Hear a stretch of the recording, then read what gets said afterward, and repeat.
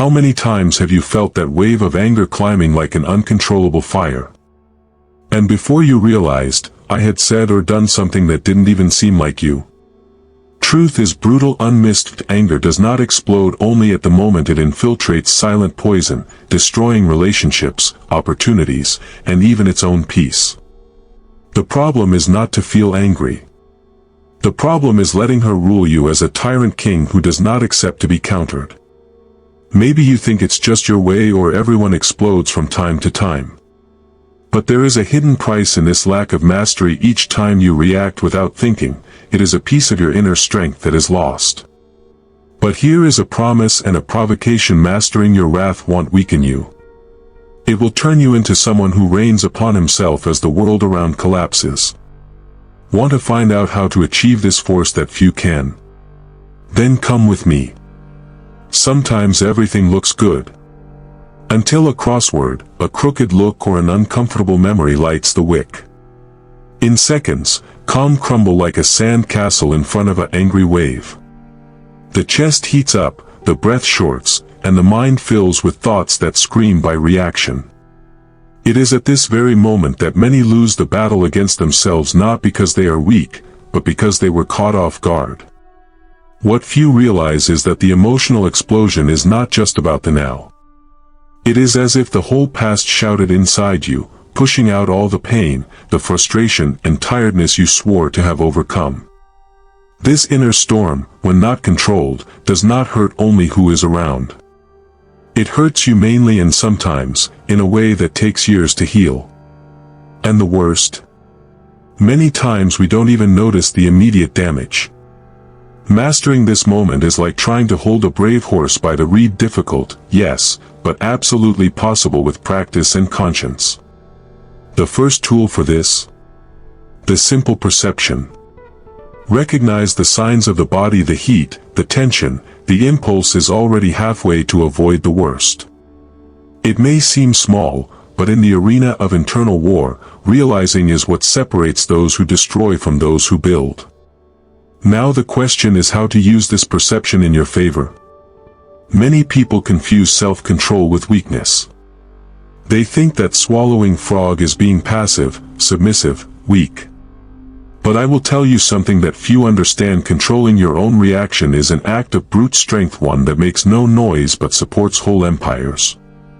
To master yourself is not to accept everything silent, to be aware that you are not obliged to enter every war they call you. When you react on the impulse, it is as if you hand over the command of your life in the hand of those who teased you. Now, when you choose how to answer, you take the steering wheel, and that's where true freedom lives. Do not react as you expect you to react. To confuse, disconcerted, and especially protects your peace. And, let's be honest, peace today is worth more than gold and bara. Want to start developing this conscious power? Next time you feel the blood boil, don't try to justify yourself immediately. Inhale deep 3 times, at least, and ask yourself, is it worth spending energy on it? If the answer is no, smile internally and keep your crown invisible in place. After all, emotional royalty wastes no time in any arena. Most people spend their lives believing that enemies are out there: in the difficult boss, in the ungrateful partner, in unjust society. But reality is hard and liberating at the same time. The real battle happens within you. Your biggest opponent is not the one who pisses you off. It is your own tendency to react without thinking, to be carried away by inner chaos. Mastering this war requires courage, patience, and, above all, brutal honesty with oneself. It is easy to point the finger out. It is difficult to face open wounds and take responsibility. It is like being on a battlefield where weapons are invisible: self-control, discernment, conscious choice. And the reward? A freedom that no one can take. Want a practical exercise to strengthen your internal command? Choose a small situation of the day you would normally lose calm. It may be traffic, a silly criticism, a delay. When it happens, instead of reacting, note as if you were a scientist studying an experiment. Breathe, feel, but don't act on the impulse. So, little by little, you are no longer soldered on the battlefield. And become the general of your own war. Epictetus, one of the great masters of Stoicism, had a simple and powerful view: it's not what happens to you, but how you react that matters. This phrase, if you really applied, can change the course of a lifetime. For him, external events are neutral. Who gives them color and weight to them, with our interpretations and emotional reactions. Imagine the following scene: two people lose their job the same day. One goes into despair, sinks into self-commiseration and anger. The other takes a deep breath, see an opportunity to start and draw new plans. What has changed? The event was the same, but the internal response was the watershed. This is where philosophy becomes theory and a sharp sword to the inner battle. If you want to use Epictetus wisdom on a daily basis, start simple. Before you shake with something, ask yourself, this is under my control? If the answer is no, drop. If the answer is yes, act consciously, not despair. Over time, this short filter becomes an armor against emotional chaos. And, let's face it, to be uncommitted in a collapsed world is practically a superpower. No one likes to suffer. But the truth that few have the courage to face is that pain is one of the greatest forces of character that exist. The nights in course, the silent tears and the wounds that never seem to heal. All, if you are viewed with reflection, can become a powerful fuel for inner growth. It's not beautiful, it's not glamorous, but it's real. If you stop to think, almost every true transformation was born from a great crisis. Who never felt broken before finally wake up to a force they didn't even know? Pain forces you to look inside, to question old certainties, to build new foundations. And the best? After crossing the fire, you discover that what you destroyed you yesterday today has the same power over you anymore. Want to use pain as a lever, not as a prison. Have the courage to sit with yourself in silence. Take paper and pen and write what that difficult situation is trying to teach you. It is not about romanticizing suffering, but of extracting it. As Nietzsche said, what doesn't kill me, strengthens me, but only if you decide to learn instead of just surviving.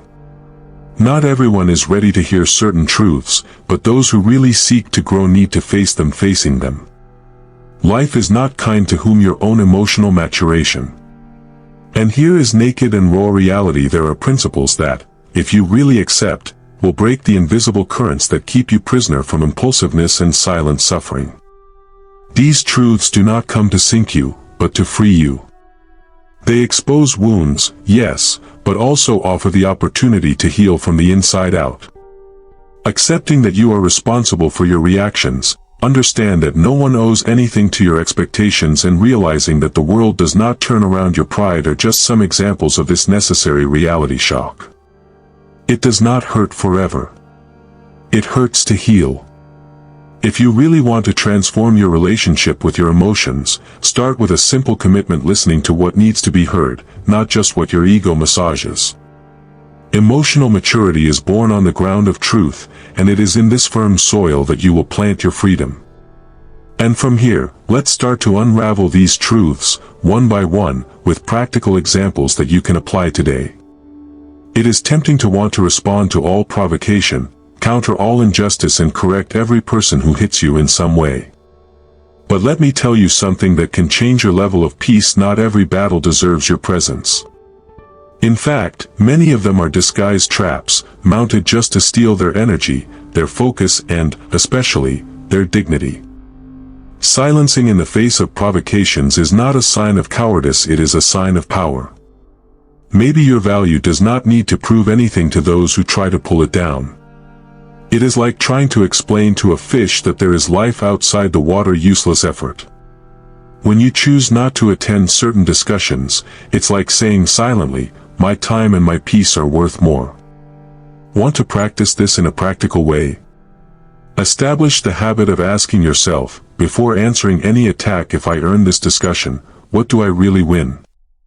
If the answer is nothing, and 99 of the time it will be, smile internally and follow your way. After all, those who build castles waste no time kicking stones on the way. Do you know that disproportionate explosion that sometimes happens because of something small? Yeah, almost always she has nothing to do with only now. Most of our emotional reactions are echoes of old pain wounds open back there that continue to dictate our behavior today, even without us. It is as if certain situations were called invisible triggers. When someone ignores you, criticizes you, or disappoints you, is not always what is happening that hurts. It is the unconscious memory of being ignored, criticized, or disappointed before. Without realizing it, we react as if we were reliving that old episode, with all the emotional burden accumulated over time. And then, what was a small problem becomes an unnecessary storm. Want to start breaking this cycle? The next time you feel the anger going up, take a break and ask yourself, what does that really remember? Often, just recognizing that pain is old, you already diminish her power over you. Emotional maturity is born of this consciousness. It is looking inside and saying, I am no longer the one who suffered. Today I choose different. In the heat of the moment, it is easy to believe that saying everything we feel is a sign of authenticity. But it is often just a sign of uncontrolled. When we let anger or hurt talk to us, we deliver something very precious: our dignity. Words thrown into the impulse are like arrows once triggered, you can't pull it back. Dignity is not built when everything is calm. It is forged right in the middle of the hurricane, when we have a chance to explode and consciously choose to preserve what we are building. Each time you hold a destructive word, you strengthen your inner honor. It is not a matter of silent forever, but knowing the right moment and the right way to express oneself. Want a powerful exercise? Train the art of strategic silence. When emotion tries to take care of your tongue, take a deep breath and say yourself, not now. Then write what you feel in a notebook, or talk to yourself in a low voice, far from those who teased. Releasing emotion is important, but preserving your honor is even more. Those who dominate their own language dominates history itself. There is a dangerous illusion in believing that acting on impulse is a sign of strength. The reality is that emotional haste is like a slow action poison you do not feel immediately, but it will erode your reputation, your relationships, and your peace of mind. Each thoughtless reaction builds, brick by brick, a trap that you will have to disarm later. How many opportunities have been lost because of a crossed response? How many valuable relationships were broken by a word said in the heat of emotion? At the moment, it seems that we are defending our honor. But in practice we are digging invisible holes of regret. It's like running to put out a fire. Playing gasoline on top without realizing it. Want a practical technique to break this cycle? Implement the 3-second rule. Did you feel the anger climb? Before answering, count mentally 1, 2, 3. It sounds little, but it is in this tiny space that consciousness comes into play. Sometimes these 3 seconds save years of work, friendship, or self-respect. The hurry is a peace enemy, and calm is friends with victory. If you think the times you have regretted talking or acted impulsively, you will notice a pattern a break has missed. A moment of breathing, reflection, choice. The lack of this short pause transforms small incidents into large disasters. And most of the time, the guilt we feel later would be avoided with just a few seconds of waiting. The pause is like an invisible shield between the stimulus and the answer. Without it, we are like puppets of our emotions. With it, we become architects of our reaction. It is not about repressing what we feel, but about processing before externalizing. It is in this gap, brief and precious, that the freedom to decide who we want to be in the face of provocation. Want to train this in practice? Create a containment mantra for tense moments. Something simple like, I choose to think before acting. Repeat to yourself every time you feel the urge to explode. It may seem silly, but these small mental anchors avoid gigantic damage. Remember, a 3-second break today can save 3 years of regret tomorrow. Thinking about acting wisely is easy. The hard thing is to build the bridge between what you know you should do and what you really do. And this bridge is called discipline. Without it, you get stuck in the territory of intent, dreaming of being someone better, but stumbling in the same old reactions every time the pressure squeezes. Emotional discipline is not born of great heroic decisions. She is forged in the little one, in everyday life. To resist a crossed answer, choose silence instead of the attack, take a deep breath when everything inside you wants to explode. It is a muscle that strengthens itself with constant training, just like those who learn to play an instrument or run a marathon. Want to start strengthening your discipline right now? Define small daily challenges. For example, today, I won't interrupt anyone, even if you are dying. Or, today, I'll breathe 3 times before any emotional answer. It sounds little, but this silent practice will prepare you to resist the big windows when they arrive. And you can bet they always arrive. In the end, the battle that really matters is not against the world outside, but against storms within you. Winning yourself is much more difficult and infinitely more noble than overcoming any external opponent. Mastering anger, containing the tongue, acting with honor even when no one is looking. That is to be truly invincible. A lot of people think freedom is doing whatever they want, as they want. But true freedom is to have power over their own impulses, their fears, their emotions. When you reign over yourself, no offense unbalances you, no criticism paralyzes you, no provocation takes you off the route. You are no longer a slave to circumstances and become the author of your own history. Want to build this victory in everyday life? Begin to observe yourself with more compassion and firmness at the same time. Do not blame yourself for yet failing. Celebrate every little achievement of self-control. Each time you choose self-control instead of the explosion, you are lifting your inner throne, piece by piece. And in the end, who learns to rule governs everything that matters. Now that you know that the biggest battlefield is within you, the question that remains is, what will you do with this knowledge? Will you continue allowing anger to say your actions? Or will you choose the most difficult and infinitely more powerful path to reign over yourself? Each self-control decision, each break before reacting, is a brick in the construction of its inner fortress. Remember, no one is born master of himself. It is daily practice, silent commitment, and conscious choice that shape true greatness. So the next time the storm comes, ask yourself, who commands Hirim or my fury? The answer to this question has the power to transform not only your day, but your whole story. If this content has made sense to you and brought you important reflections, subscribe to the channel, activate notifications, and come and walk with us on this journey of inner strengthening. Each video is a new step towards its best version.